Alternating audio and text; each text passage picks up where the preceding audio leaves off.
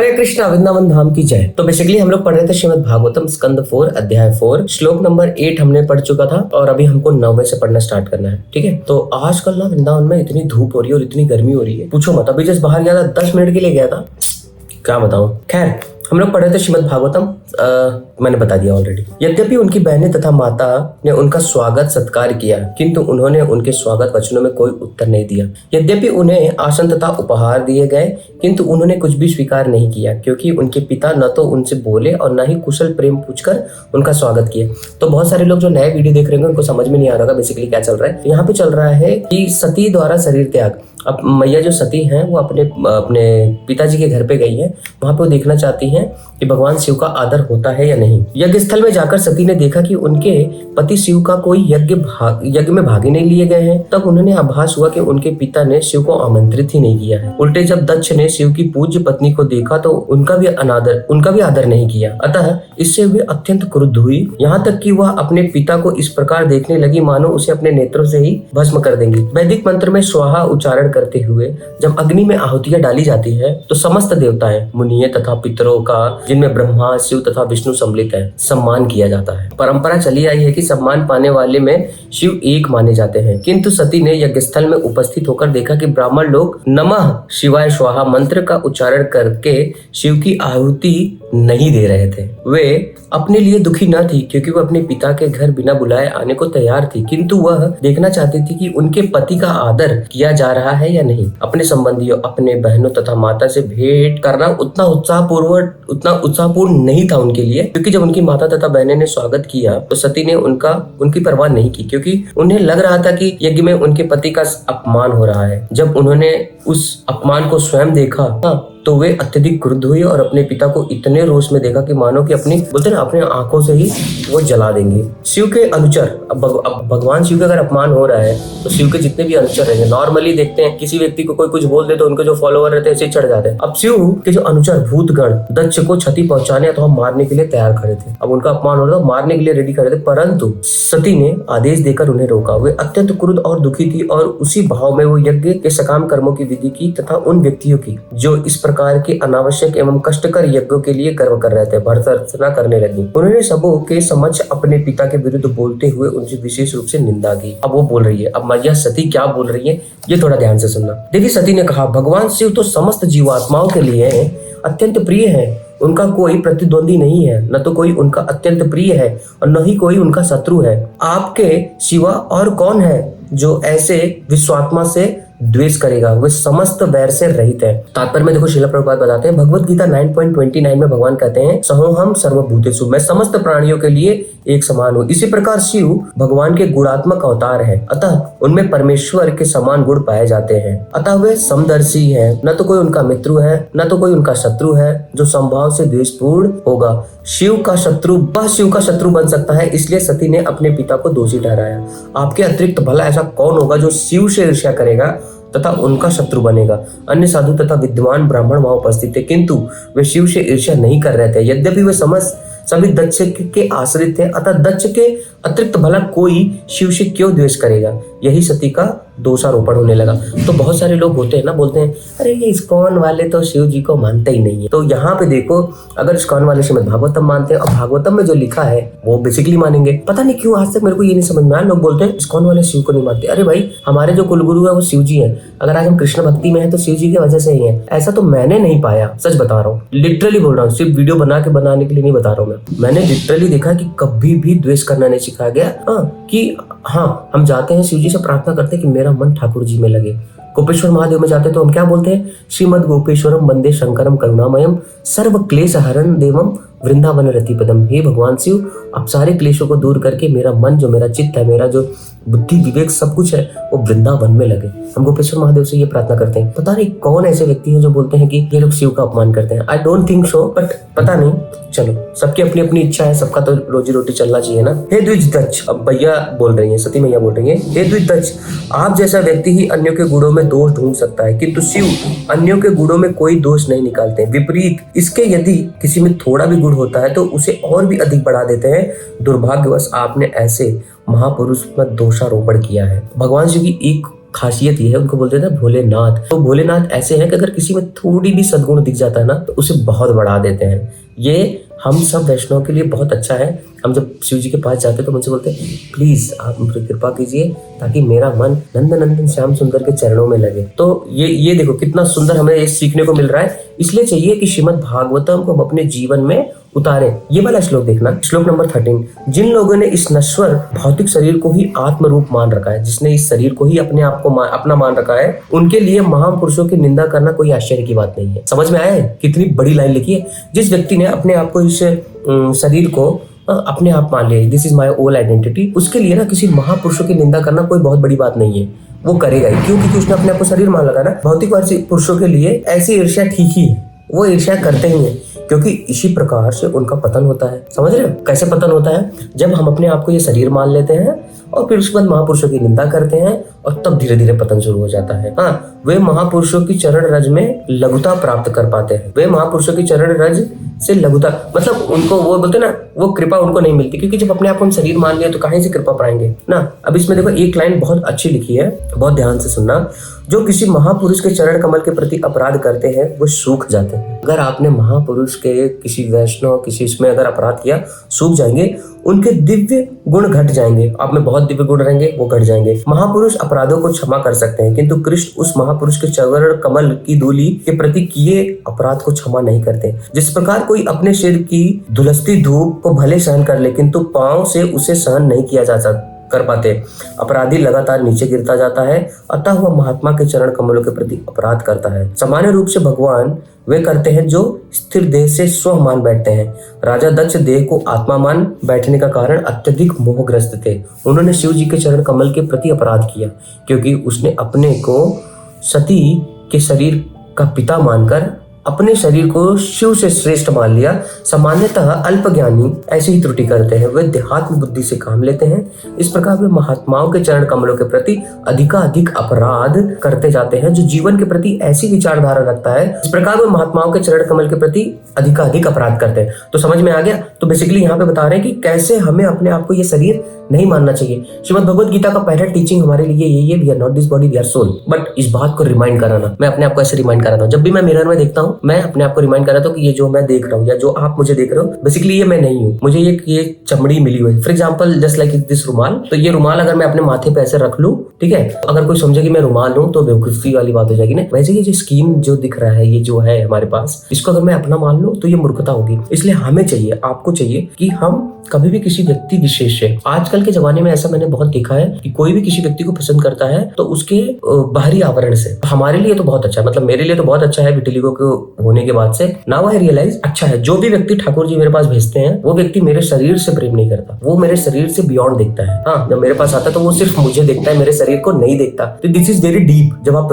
थोड़ा सा ध्यान से सोचोगे ना कि मैं शरीर नहीं देखता, मैं आत्मा देखता हूँ, तब आपको समझ में आएगा। हाँ हाँ हाँ। तो मैं अपने आप को इस तरीके से रिमाइंडर दिलाता हूँ, जब भी मैं मिरर में या कभी तिलक लगाने गया या कुछ करने गया, मैं अपने आप को रिमाइंड दिलाता हूँ, यू आर नॉट दिस, भाई तू ये नहीं है जो तू दिख रहा है, ठीक है, हम अंदर है, मतलब हम अंदर है इस शरीर के, ठीक है। तो आज हम श्रीमद् भागवतम आज थोड़ा लंबा पढ़ दिया ना, चलो अच्छा है, कम से कम इसी बहाने हम थोड़ा थोड़ा कुछ ना कुछ शास्त्रों का अध्ययन करते रहते हैं, हमारी लाइफ अच्छी होती जाएगी। यही सारी चीजें सीखने के लिए तो हमने सोशल मीडिया का इस्तेमाल करना है। हाँ, गंदगी तो आपको बहुत जगह मिल जाएगी, बट यहाँ पे हम पूरा प्रयास करेंगे श्रीमद् भागवतम पढ़े। तो कल हम पढ़ेंगे श्लोक नंबर 14। जितने लोग ने अभी तक चैनल सब्सक्राइब नहीं किया कर लेना, साथ में उड़ता आकाश ऑफिशियल चैनल भी सब्सक्राइब कर लेना। और हाँ, बोलो वृंदावन धाम की जय। तो हम सबकी लाइफ ना बड़ी धूप सी हो गई है। अभी मैं एक बुक पढ़ रहा था, एक छोटा सा आर्टिकल पढ़ा था, उसमें लिखा था, उसमें बताया था कि जैसे ये धूप है ना, तो ये जो धूप है किसी के लिए बहुत फायदेमंद है, किसी के लिए बड़ा नुकसान है, और इसका कॉन्टेक्स्ट बहुत अच्छा था। मैं पढ़ ही रहा हूँ, तो अभी मैं धीरे धीरे आपको बताऊंगा। बेसिकली धूप के बारे में नहीं है, हमारे स्पिरिचुअल लाइफ के लिए भी है और बहुत सारी चीजें हैं, तो मैं अभी शेयर करता हूँ। थोड़ा काम कर लिया है। आज नवरात्रि का पहला दिन है और देखो मैं दर्शन कर रहा हूँ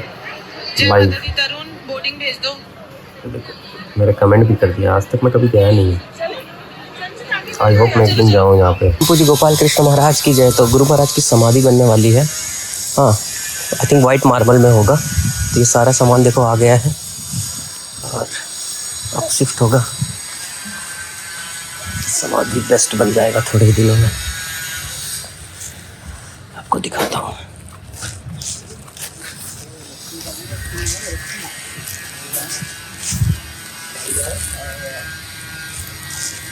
कंप्लीट है ना?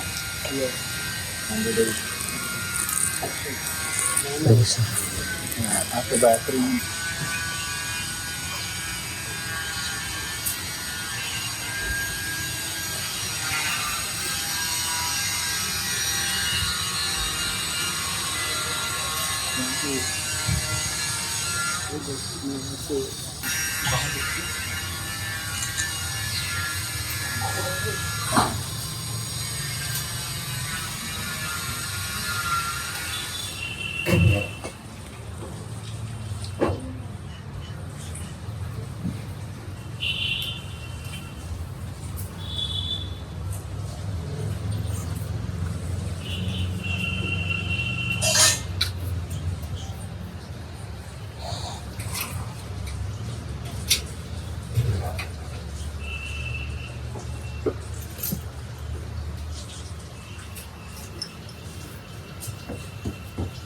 तो महाराज जी गैया की सेवा के लिए आ गए एक बार फिर से।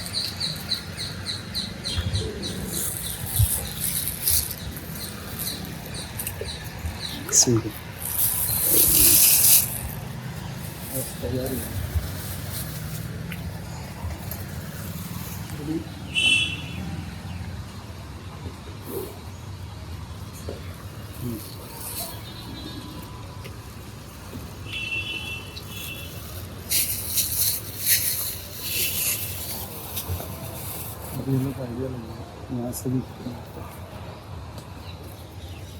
वाह रे उठ के चलो हो गया। इतनी गर्मी पड़ रही है वृंदावन में, पता नहीं क्या हो गया। खैर मैं जा रहा हूँ अपने सारे छोटे बच्चों को पढ़ाने। इतनी जोर की नींद आ रही थी, ऐसा लग रहा था भाई आज कहीं जाऊँ ही ना, बट नहीं, बच्चे लोग को पढ़ाना तो जाना ही है। अबे हाथ में मेरे डिब्बा है ना, शाबाश। हाँ कृष्णा, तो जब सब तिलक लगाने चले गए? नहीं, घर पे चले गए गाँव। और तिलक लगाने कितने लोग गए? 3 लोग गए। हाँ 3 लोग। 3 लोग तिलक लगाने चले गए? उनको पता नहीं था भैया आएंगे, मैं आऊँगा। भैया भी बोल रहे थे क्या बनाएंगे, पढ़ा। क्यों नहीं आऊँगा तुम बोले अरे उस दिन तो छुट्टी थी ना बेटा। तभी तो बोले 2 दिन से। ठीक है सुनो, कोई बात नहीं, आज गए तिलक लगाने, जाने दो। कल सवेरे, ठीक है, सॉरी सवेरे बोल रहा हूँ, शाम को 4 बजे मैं आऊँगा। बोल देना चाहे कुछ भी हो जाए, बारिश भी पड़े, भैया आएंगे। सिर्फ संडे नहीं आएंगे, क्या रविवार को नहीं आएंगे, ठीक है, बाकी भैया आएंगे। क्या बारिश भी पड़ेगी तो भी आऊँगा मैं, ठीक है। तुम लोग का इधर कोई फ़ोन नहीं है, नहीं तो मैं फ़ोन करके आता। नंबर मैं अपना नंबर दे। तुम्हारे पास फ़ोन है? मम्मी का? पापा का, ठीक है, पापा का नंबर दो। बोलो वृंदावन धाम की जय, परिक्रमा मार्ग की जय। तो जस्ट अभी फ्री हुआ तो मैं सोचा चलो आप लोग को थोड़ा 1 मंदिर या 2 मंदिर के दर्शन करा दें। सच बताओ तो मेरा घर से निकलने का मन नहीं था, बट मैंने सोचा है कि आप लोग को थोड़ा सा तो दर्शन कराऊं जब तक मैं यहाँ पे हूँ। तो आप लोग को थोड़ा तो परिक्रमा मार्ग का लाभ दिला दूँ, यमुना महारानी का दर्शन कराऊँ, और इसी बहाने मैं भी कृपा प्राप्त तो करूँ। जय। इतनी गर्मी लग रही थी ना, पूछो मत। ये देखो, ये माता जी लोग को देख रहे हो, इतना बोझा उठा के जा रहे हैं। आजकल की नए जमाने की लड़कियों को बोलो अपना फ़ोन उठाने के लिए एक लड़का रख लेंगी, बोलेंगे बाबू तुम मेरा फ़ोन उठाओ, आई एम टायर्ड। जय हो जय हो, बोलो मदन मोहन भगवान की जय।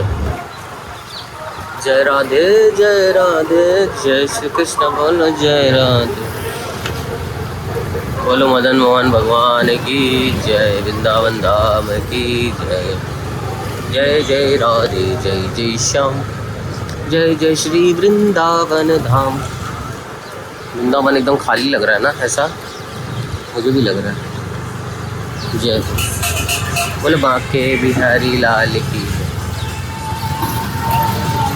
हरे कृष्णा। चलो यमुना चलते हैं।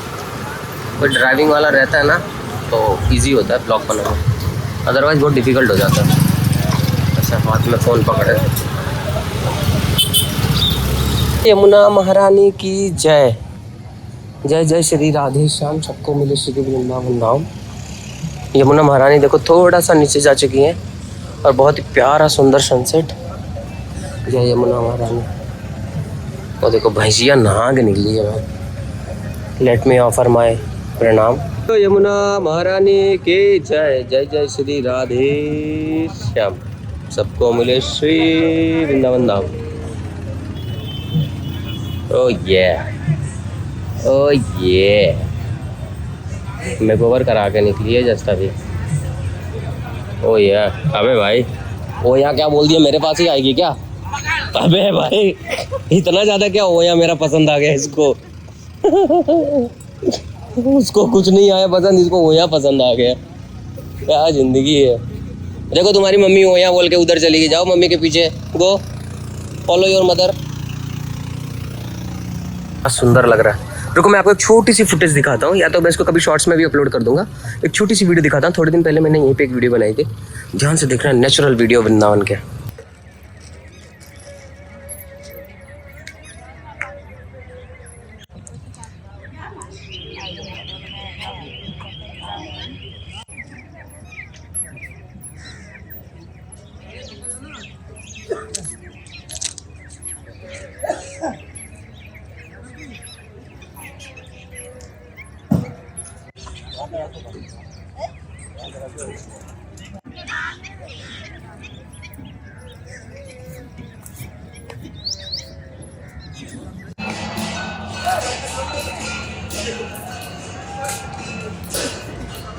और आज है नवरात्रि का डे 1। मैं आपको दर्शन कराता हूँ कात्यायनी देवी के। चलो हमारे साथ कात्यायनी देवी की जय। कात्यायनी देवी की जय। तो आज है नवरात्रि का पहला दिन और वृंदावन में कात्यायनी देवी के पास बहुत ही भयंकर, बहुत ही भव्य, बहुत ही सुंदर मेला लगा हुआ है। तो मैं जिस मेला देखने के लिए और मैया के दर्शन करने के लिए आया। इवन यहाँ पे जितनी भी गोपियाँ थी वो देवी मैया की आती थी प्रार्थना करने के लिए कि उनको भगवान कृष्ण पति के रूप में प्राप्त हो। तो हम सारे लोग देवी मैया से प्रार्थना भी करेंगे कि प्लीज़ आप हम पे कृपा बनाएं, ताकि हम ऐसे ही कृष्ण भक्ति में आगे बढ़ते जाएं। आओ हमारे साथ, बोलो देवी मैया की जय। पिछली बार हम आए थे बहुत दिनों पहले, तो आपको दर्शन कराता हूँ।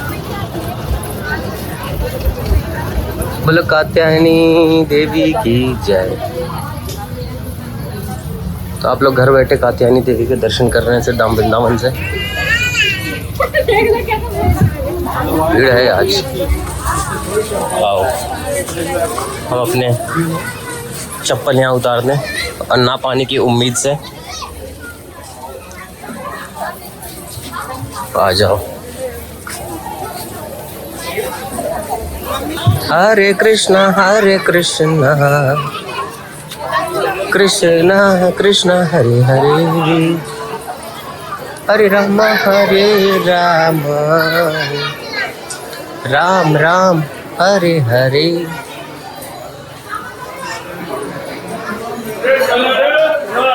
जय हो कात्यायनी देवी की जय।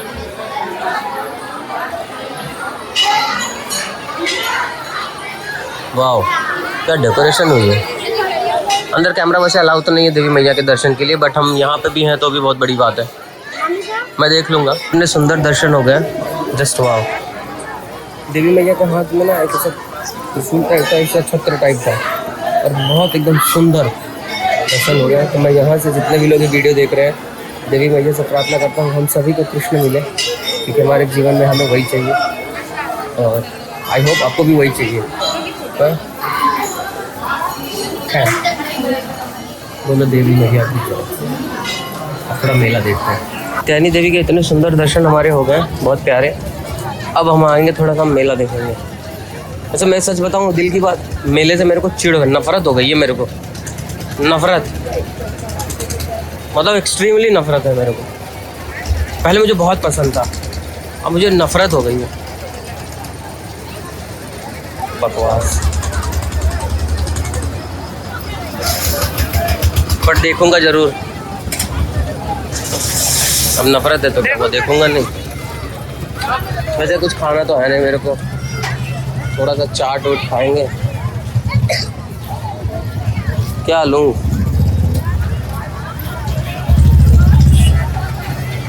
कुछ लेने लायक भी तो नहीं। कुछ लेना आपको? आई नो बहुत सारे लोग सोच रहे होंगे कि मैंने ऐसा क्यों बोला कि यार ये मेला, आई हेट मेला। हाँ बहुत सारे लोग सोच रहे होंगे। मैं आपको एक चीज बताता हूँ, क्योंकि क्या होता है ना, जो मेमोरीज है ना वो सबसे वर्स्ट थिंग होती है। मतलब आप पूरा दिन निकाल लोगे बहुत अच्छा, पूरा मतलब सब कुछ एकदम बढ़िया बढ़िया कर लोगे, पर जैसे ही रात होती है ना, और कुछ चीज़ें ऐसी होती है जो आपके दिमाग में घुसती है ना, आप उसी से कभी निकल ही नहीं पाते। मतलब हाँ, नहीं निकल पाते। और आई नो मेरे जैसे 70 लोग होंगे, 90 लोग होंगे, नहीं 99 लोग होंगे।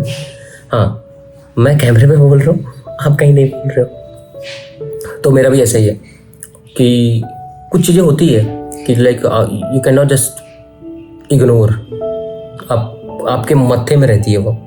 बट ठीक है, समहाउ हम कृष्णा कॉन्शियसनेस में लगे हुए हैं और हम रियलाइज कर पा रहे हैं ये चीज़ को कि ठीक है, एक दिन आएगा सब ठीक हो जाएगा और मैं खुश हो जाऊंगा। तो बस ये था। और मैं बहुत फ्रैंक रहता हूँ, ओपन रहता हूँ, मुझे कौन जज करेगा मुझे कोई फ़र्क नहीं पड़ता। हाँ, क्योंकि मैं चाहता हूँ कि बहुत ओपन रहना। अगर आप मुझे जानते हो तो आपको ये भी पता होना चाहिए कि मेरे साथ क्या चल रहा है, लाइक मेरे लाइफ में क्या चल रहा है। तो बस हाँ, ऐसे ही था कुछ। कभी आपको फुर्सत में बताऊंगा कि लाइक आई हेट मेला, मुझे मेले से नफरत क्यों है। छोड़ो यार, क्या बकवास।